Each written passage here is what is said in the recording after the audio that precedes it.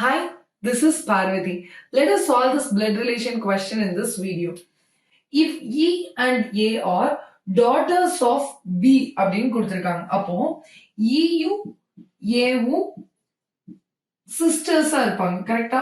ஏன்னா EA ரெண்டு பேருமே B உடைய டாட்டர்னு சொல்றாங்க. So E and A are girls. So B முந்தின ஜெனரேஷன்ல போட்டு E and A வை ஒரே ஹரிசான்டல் லைன்ல சிஸ்டர்னு கனெக்ட் பண்ணிக்கிட்டேன்.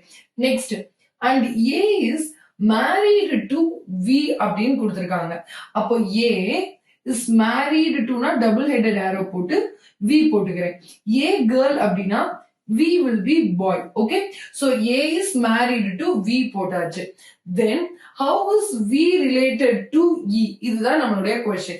How is V related to E? இதுக்கு என்ன அர்த்தம்? V க்கு என்ன வேணும்? இதுதான் question. How is V related to E கேட்டிருக்காங்க. So V க்கு என்ன வேணும்? So E உடைய சிஸ்டரோட ஹஸ்பண்ட் தான் V. அப்போ க்கு V யாரு? Brother-in-law. Okay.